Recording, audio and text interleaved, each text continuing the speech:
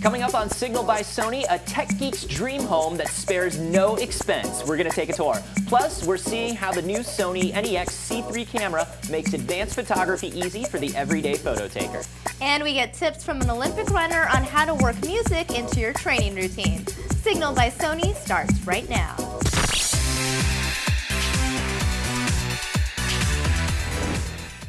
Welcome to another edition of Signal. I'm Anthony. And I'm Samia. All right, Anthony, hypothetical situation. You have unlimited funds. Okay. I said hypothetical. Yes.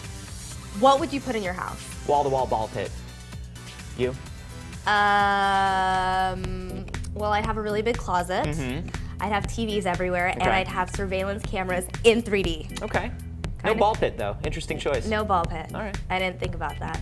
Anyway, not gonna lie, I'm pretty jealous of you because rumor has it you visited a dream house recently. That is true, I did, and it was pretty amazing. So imagine the kind of house that you would have if you were an uber tech geek and you had like unlimited funds, money was no object. Well, Sony actually made that dream house and Signal got an inside look. Was there a ball pit? There was no ball pit. What is with people in ball pits? I guess not everyone wants a ball pit, Anthony. However, this home has pretty much everything else, and since it does, its location is kept top secret, so needless to say, getting Anthony in was a little rough. Yeah. Hey! Whoa! Hey! Hey! Hey! What are you doing? What are you...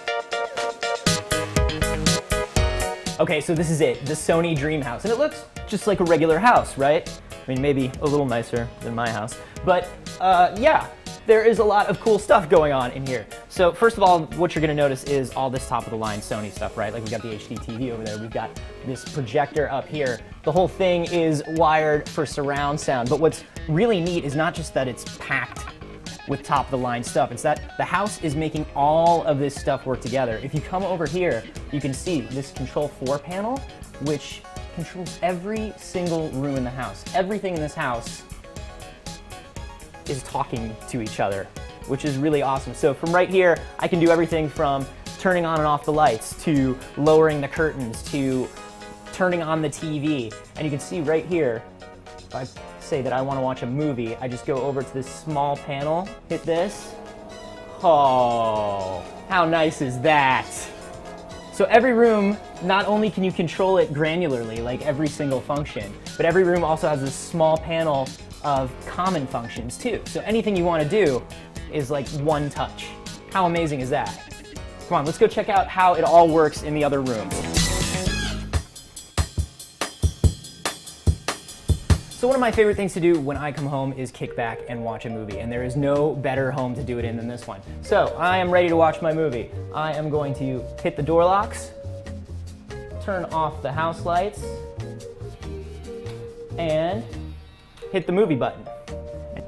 This whole theater starts preparing itself just like the living room did for me to watch a movie in it. And this thing is packed with some great movie watching equipment. First of all, it's got a 9.2 surround sound system. Second of all, it's got this 3D projector. And 3D projectors are really cool. So when you're sitting in front of a 3D TV, right, it's sending out these IR things that are syncing your glasses with the TV. But because the projector is behind you, it can't do that. So it's actually shooting out IR beams that specially bounce off the screen and into your glasses. Okay, so everything is perfect and I am watching my movie, but 20 minutes in I decide I want to watch another movie. I want to watch a 3D movie. Or I want to go downstairs and get a snack, so I need to pause the movie and turn the lights on. Well, I don't need to walk in the dark to the touch panel to do that, because every room in the house can also be controlled through the exact same interface on a mobile device. So on a phone or on a tablet. So right here, I'm just going to pause my movie and turn my lights up, go downstairs to get my snack. It's that easy.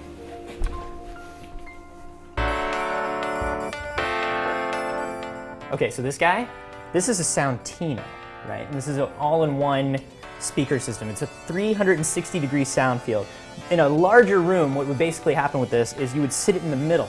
and everybody gets to hear exactly the same quality of sound. So you know how normally with surround sound, if you're sitting in the center of the couch and your buddy's sitting over here, you're hearing slightly different things. With this, no matter where you are in the room, everybody hears the exact same thing. It's really awesome. It's actually not out over here yet. You can only get it in Japan. It's going to be on sale here later on this year, and it's like a 5-figure speaker. Okay, so Dreamhouse Game Room. Here's what's going on. We have got 2 Bravia HD TVs connected to 2 PS3s. We've got a Vio back here. We've got a sound bar. We've got subwoofers. And here's what's really, really cool is because everything is networked together, here's what you can do with your game room. So I've got 2 PS3s and 2 TVs. So Breeze and I could potentially play a network-enabled game, 2 players. We could also play a local game, 2 players, and have the same game showing on both TVs, so we both have our own screen. One step further, the theater room upstairs could also be connected. You could potentially have as many players as a game supports, each on a different TV in the house playing together. So this room is probably the most normal looking room that we've been in, minus these cameras. What's going on here is this is the user experience testing room.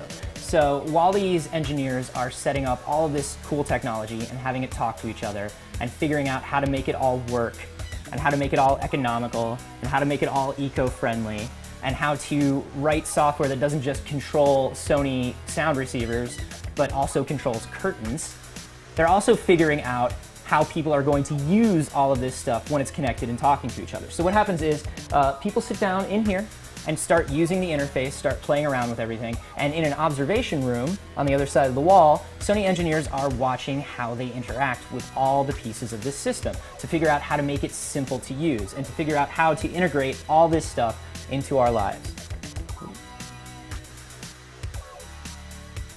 Don't touch that. I didn't. I wouldn't. Never did. It was over here. You touched it. So Anthony, my dear co-host, friend, comrade. What do you want? Just information. About? The house, like where it is. Cannot tell you. Why? Because that's top secret, Samia, and we are on camera right now. And I will tell you later when we are hanging out. Like a good co-host should. Anyways, exciting news in the camera world. In case you haven't heard, Sony recently announced some new cameras this month, one of them being the Alpha NEX-C3, a camera I'm super stoked about because it's giving a whole new group of photographers creative control over their photography.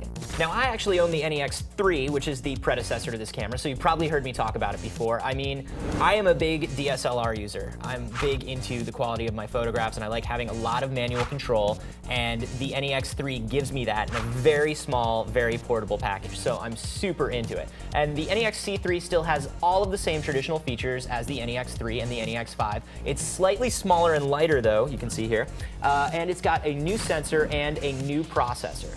Yeah, I like the smaller side. It's more compact. Yeah, definitely. It's definitely easier to transport. But here's the thing. The key difference is actually in the interface. Now, I know there are a lot of point-and-shoot users out there that want to get more creative with photography, Sure. but maybe the idea of using a DSLR is a little too intimidating because of the size and the number of advanced settings. I know I'm guilty of that. What's great about the Alpha NEX-C3 is that the interface changes all of that. So here's the deal. The camera has a photo creativity area that turns techie photography terms like exposure into simple ones like brightness. You can actually adjust those settings up and down. There are also some cool new picture effects like retro and pop color that actually work in both photo and video, meaning the photos, actually come out with different looks without any post-production. In fact, just so you guys can see how the NEX-C3 can make even me a more advanced photographer, Anthony and I actually hit up a nearby national park and brought a couple of cameras with us. Now, of course, I took photos with the new NEX-C3 using the easy photo creativity interface, and Anthony showed off his advanced skills by taking the same photos with his NEX-3 using manual settings.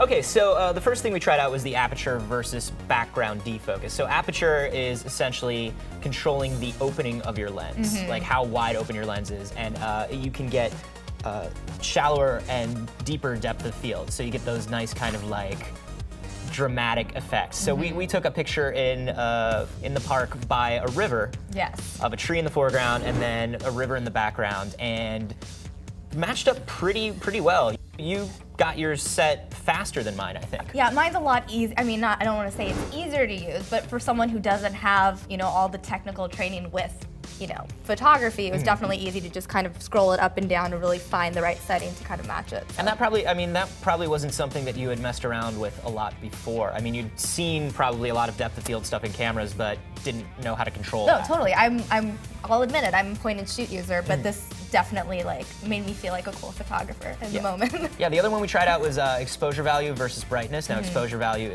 kind of compensates for the exposure in the camera and brings up your darks a little bit, and, so you can, like, it works really well for backlit stuff, like the trees we took a picture of. Yeah, and, totally. And once again, I think on this one, you had slightly more granular control than I did. And it's, you know, it's cool when you have words like brightness. I mean, you know what bright means. Yeah, totally. So it's like anyone can understand, like, oh, this makes it brighter, this makes it darker. It's pretty easy to use. Totally, and one of the biggest things in photography or in videography is white balance, setting your white balance and getting the color temperature of things right. The NEX-C3 calls that just color. Yeah.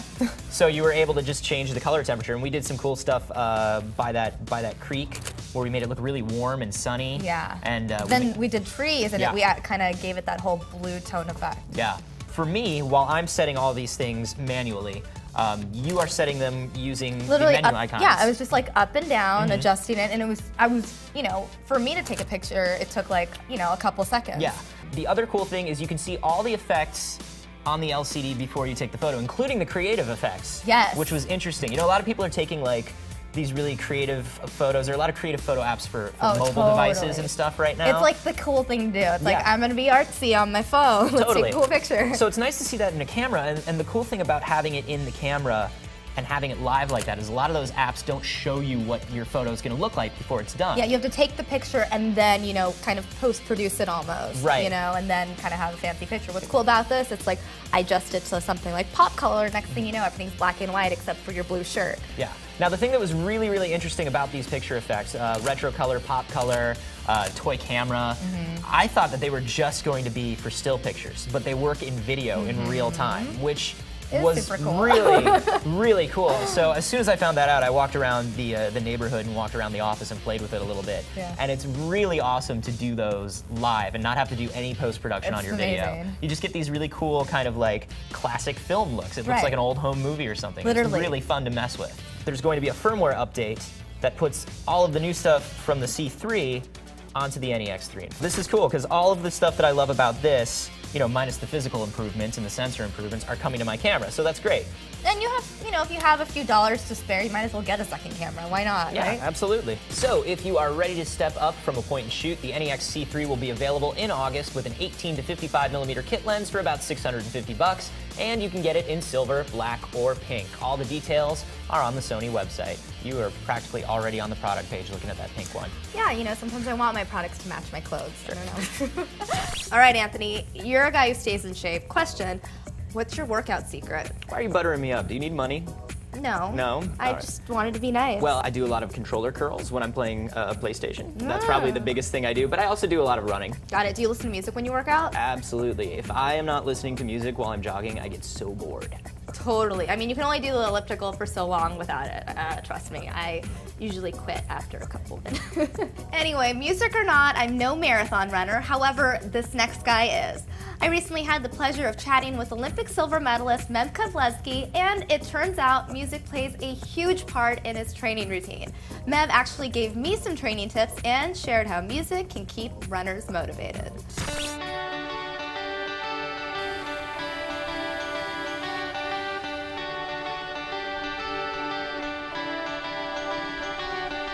Hey guys, I'm here in sunny San Diego, California with Olympic silver medalist and New York City marathon runner Keflezighi. Meb, thanks so much for joining us. Thank you for having me. It's great to be here.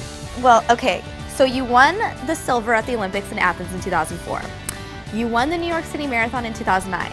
And just yesterday, you won the half marathon right here in Balboa Park, right? Yeah, it was a great day yesterday to be able to do my first half marathon in San Diego after 12, 13 years of professional life. And yeah, it was a great event to be able to be in the streets of San Diego where, you know, I ran most of the time or rode the bike and in front of my family and friends and the coaches and teachers and classmates. So delighted to be here. Wow. So obviously, like when you're, you know, training for, you know, whether it's the Olympics or marathon or anything, music is important, right? Music is huge. New Sony Walkman, which I have it on right now. It's so much smaller than the ones from the 90s, right? It's so nice. It's wireless, waterproof, and iTunes compatible. You just slip it on. You're handily free. Your core workout, or you can do planks, whatever it is, without the wires around you. You can do anything with it. I hear my favorite music sometimes, and then it's like just button of a touch. Rewind, rewind, rewind. Who are you listening to on there? I listen to Beyonce and I listen to Alicia Keys. Music is powerful, and to be outdoor training, whether in the treadmill or on the trails or just doing any kind of activities, having music uplifts you. That it's just amazing what kind of energy you get from music. And for me, I started when I was in 8th grade, and I still love having it. Okay, so aside from music and recommending the Sony Walkman, what other tips do you have for people training for a marathon? For training for a marathon is definitely demanding. You know, you want to be able to do the keys to prepare. If you do anything in life, preparation is the key. If you study for an exam, you will pass it. If you do your preparation for a marathon, you will be successful. My question is there an ideal playlist? Like, do you kind of start off with slow music and then kind of build? For a marathon, you want to be patient. You don't want to go out you don't want to have your fast motivational going on the begin first mile, because you're going to go out, adrenaline already is going to kick in and go out fast, but you want to save the fast speed or your favorite for the second half. That's because that's when the tough is going to get going, and you want to be able to have those motivational or fast speed to be able to get you to the finish line. Do you feel like, I mean, in terms of running, is there a correlation between music and how fast you go? The faster beat that you have, the more workout you're going to get in, because you kind of like sometimes you get the rhythm of a beat. Do you have any suggestions in terms of like form and function when it comes to running? Yeah, I mean, you know, people usually say it's all about mechanics sometimes, you know, when we all unique individually, but at the same time, you know, you want to be able to do heel on toe versus for a marathon. You don't want to be on your toes or jamming, which is going to hurt your joints or your knees. So you want to do fluid, heel toes, and then be able to stretch for 5-6 minutes before you go on any run. For somebody who never done it before, just, you know, it's doing the small things, but there's stretching afterward, because, you know, your run, it's not about just running and then turning your car and go. You know, you want to be able to stretch the calves, the quads, and the hamstring at the very minimum. So it will help you be able to be injury-free. Injury-free means practice more means good performance. All right, Meb, so I'm sitting online, I need some motivation. Where do I go? There's a couple of websites you can go visit: competitor.com, runnersworld.com, and also my personal favorite, marathonmeb.com. Got it. Well, I will for sure check out marathonmeb.com. Thanks so much for joining us, Meb. I appreciate all your tips. Wow, that is a seriously inspiring guy. Yeah, totally. I would not want to run against him. You know what's crazy is that he did an 11-mile run before I interviewed him, and he's training again for the New York Marathon this November. So that is crazy. I know. So, do you feel like you are ready to run a marathon now? I'm ready to listen to music while potentially running that half mile.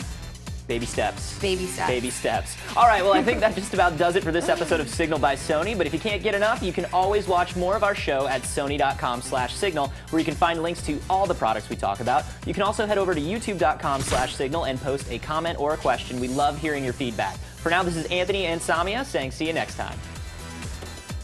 Hey! Whoa! Hey! Hey! Hey! What are you doing? Are we going to the zoo?